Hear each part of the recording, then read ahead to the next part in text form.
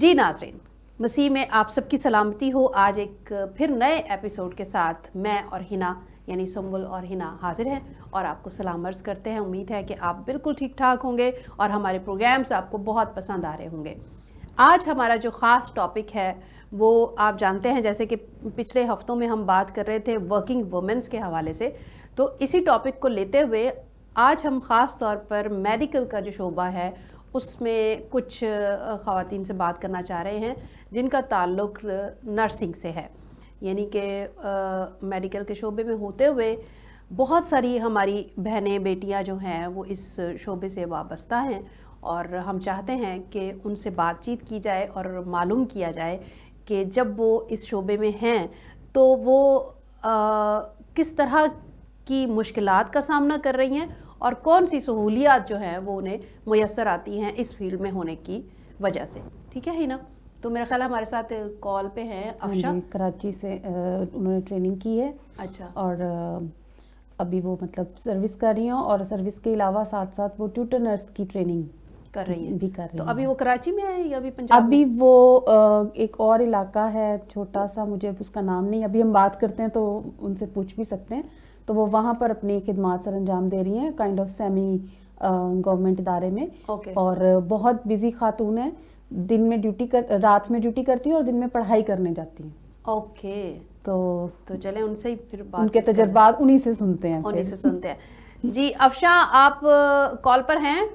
Hello जी, good evening. हम आपको programme बोल के लब आजाद है तेरे पे खुश आमदीद कहते हैं। कैसी हैं आप? ठीक ठाक, आप कैसे हैं? बिल्कुल ठीक ठाक, खुदा उनका शुक्र है। और आपकी आवाज़ बड़ी क्लियर आ रही है और पाकिस्तान से ऐसी आवाज़ क्लियर कम ही आती है। कम ही आती है। बड़ा अच्छा लग रहा है कि अच्छी तरह से हम सुन पा रहे हैं आपको और उम्मीद है कि आप भी हमारी आवाज़ सुन रही होंगी बड़ी क्लियरली। हेलो, खामोश। हेलो, मुझे समझ नहीं आई आपकी आवाज़ की। चलो कोई बात नहीं, हमने पाकिस्तान की बहुत सारी तारीफ की है कि खुदा उनका शुक्र है कि हम बड़ी अच्छी तरह आपकी आवाज़ सुन पा रहे हैं। तो सवाल ये है कि आपने सबसे पहले ये पूछना चाहेंगे हम कि नर्सिंग के शोबे को क्यों चूज किया? नर्सिंग के शोबे से मैं इसलिए मुंसलिक हुई थी क्योंकि मुझे अपने खुदावन में रहने का बहुत शौक था और मैं किसी ना किसी तरह से खिदमत करना चाहती थी। और मेरी फैमिली में मेरी मास्टर थी, वो नर्स थी, मेरी फुफ्फो थी, वो नर्स थी। मेडिकल में ज्यादातर लोग मेडिकल से रिलेटेड थे, तो ये एक बाय बर्थ भी एक गिफ्ट मिला था। तो क्योंकि हमारे एक पहचान है, हमारे मजहब को लें तो वो एक खिदमत का मतलब दर्ज देते हैं, तो मैं भी खिदमत करना चाहती थी। तो इसलिए मैं ऐसे प्रोफेशन को मैंने चूज किया कि मैं जिसमें बस बेलौस खिदमत कर सकूं। और थैंक्स गॉड कि मैं जिस मकसद के लिए मैंने इसको चूज किया था वो मकसद में मैं कामयाब हूँ और मैं बेलौस खिदमत कर रही हूँ। और जहाँ तक हो सके मैं मतलब उसी तरह जिस तरह खुदावन मुझे फ्रीली यानी कि बहुत सारी नेमतें देता है, मैं भी लोगों को जहाँ हो सके विदाउट कॉस्ट, हर कोई कीमत मांगता है। एक छोटा सा कैथेटर पास करता है तो उसकी भी कीमत मांगता है, लेकिन आई थैंक्सफुल के मुझे खुदावन ने इस चीज का पैसे का लालच नहीं दिया। मैंने जिसका भी काम किया और मैं फ्रीली काम करती हूँ। अभी जहाँ पे मैं काम कर रही हूँ, गायनी का काम करती हूँ, वो भी मेरी बहुत सारे लोग होते हैं बख्शिश मांगते हैं, डिलीवरी के लिए कुछ मांगते हैं, लेकिन मैं उनके लिए कुछ भी नहीं मांगती। बहुत सारे पेशेंट ऐसे हैं और इसलिए मेरे खुदावन ने मेरे हाथ में ना बहुत सारी कुदरतें दी हैं कि खुदावन को मैं अगर किसी को मैं थोड़ी सी गोली भी दे देती हूँ ना एक, तो उससे भी वो ठीक हो जाता है। इतना फेथ हो गया लोगों को मेरे पे, इस वजह से है कि वो खुदावन में काम कर रहे हैं, इस वजह से। बहुत अच्छा लगा ये सुन के, बहुत ही अच्छा लगा, क्योंकि नर्सिस के शोबे के साथ बहुत सारा बड़ा अमाउंट जुड़ा हुआ है ना? हर बंदा ये सोचता है कि नर्सिंग में पैसा बहुत है, नर्सिंग में पैसा बहुत है, तो मोस्टली लड़कियां शायद इस वजह से चूज करती हैं। तो बहुत लोग करते हैं, लेकिन मेरी जिंदगी में पैसे की कोई अहमियत नहीं रही है। मेरे बहुत सारी मिसालें जिंदगी में ऐसी हैं कि जहाँ पे मैंने कहीं पे भी पैसे को अवेलुएट नहीं किया, मैंने पैसे को अहमियत नहीं दी है।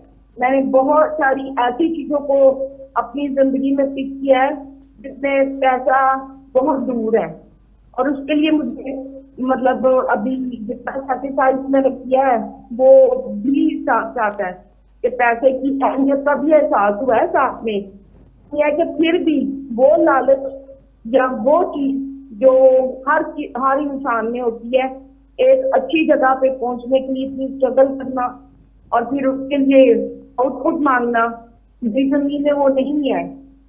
मुझे वो बहुत नहीं मिला, लेकिन ये कि थैंक्स गॉड कि जो कुछ भी मिल रहा है मुझे दुआएं बहुत मिल रही हैं।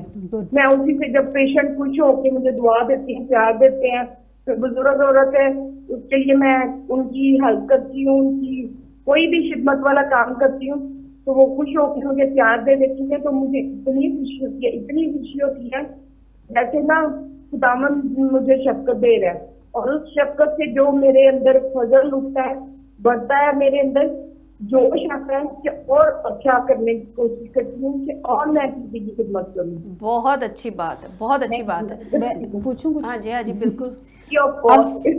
अफशा, आप ये तो आपने अपनी खिदमत के बारे में हमसे बात की, अभी आप हमें कुछ अपनी स्ट्रगल के बारे में बता सकते हो? क्योंकि अभी आप ट्यूटर नर्सिंग के लिए जैसे लेसन्स ले रहे हो, तो ये भी आपके लिए शायद आपने एक दफ़ा बताया कि काफ़ी मुश्किल है, तो कुछ बताओगे कि किस तरह आप मैनेज करते हो? क्योंकि ज़िंदगी में आगे बढ़ने के लिए ये स्ट्रगल करना ये बहुत हिम्मत की बात है, जैसे आपने बताया।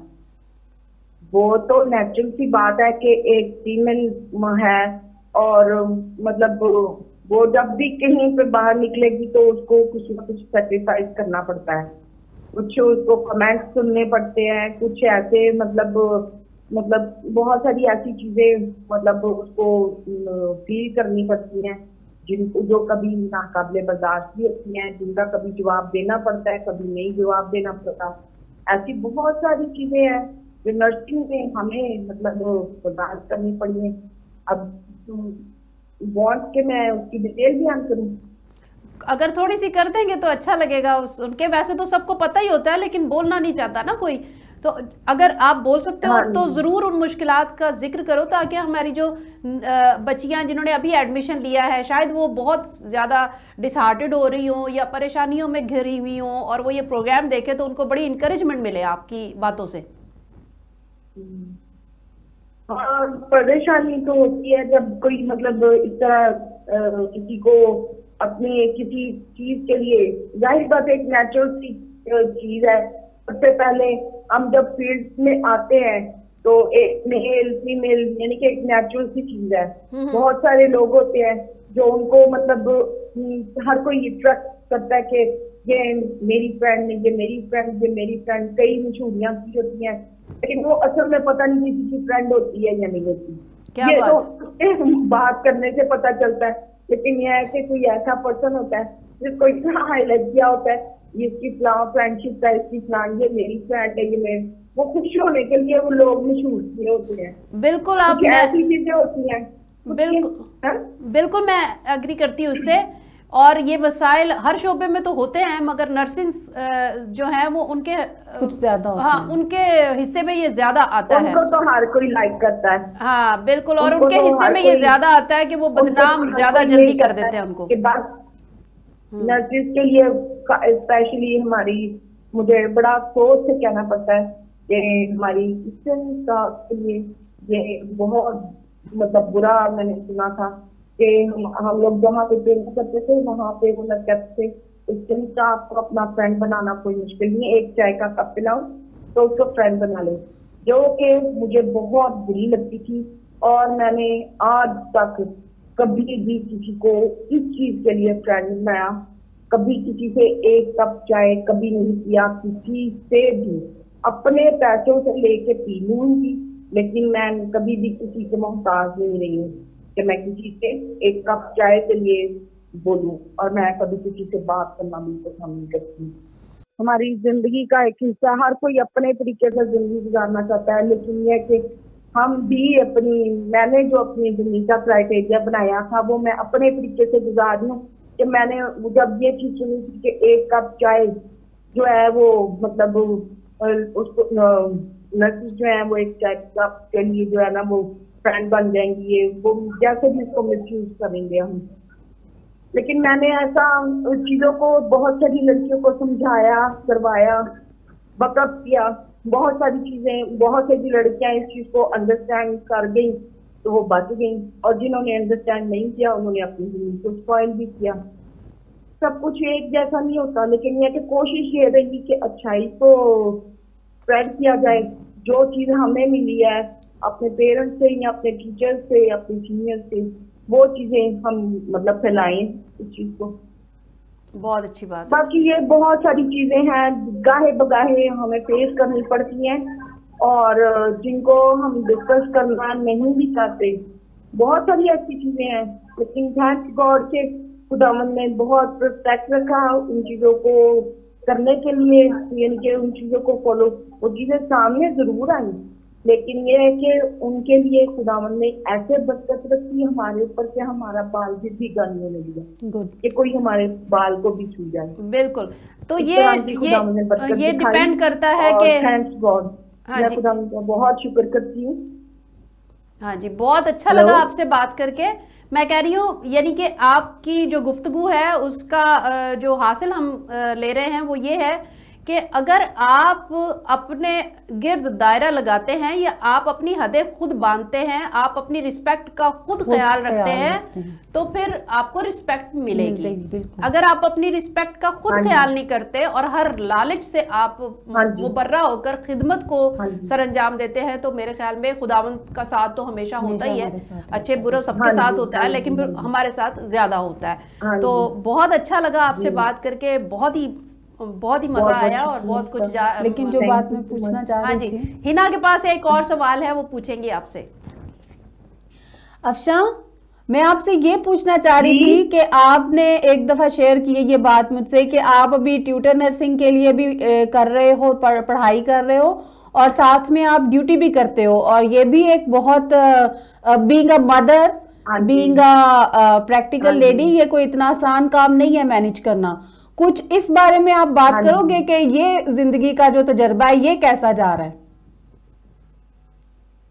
ये भी बहुत मुश्किल भी है, और बस ये है कि जैसे जैसे जिंदगी के स्टेप्स आगे आ रहे हैं वैसे वैसे गुजार रहे हैं, सीख रहे हैं, कुछ सीख रहे हैं, कुछ मतलब सिखा रहे हैं। बस मानी जो हो रहा है खुदावन के, वो कहते हैं ना कि बाइबल में लिखा है कि भी तुम अपने बोझ के दबे हुए लोगों मेरे पास आओ, मैं तुम्हें आराम दूंगा। तो मैंने जो अपना बोझ है, जितनी भी फिक्रे हैं और वो सारा कुछ है ना, मैंने खुदावन पे डाल दिया। तो जब मैंने खुदावन पे डाल दिया तो मेरे खुद ही प्रॉब्लम सॉल्व होती जाती। बहुत अच्छी बात, खुशी हुई सुन के, बहुत अच्छी बात है, थैंक यू वेरी मच। और एक सवाल फिर से मैं करना चाहूंगी, आप हमारा प्रोग्राम देखते हो क्या?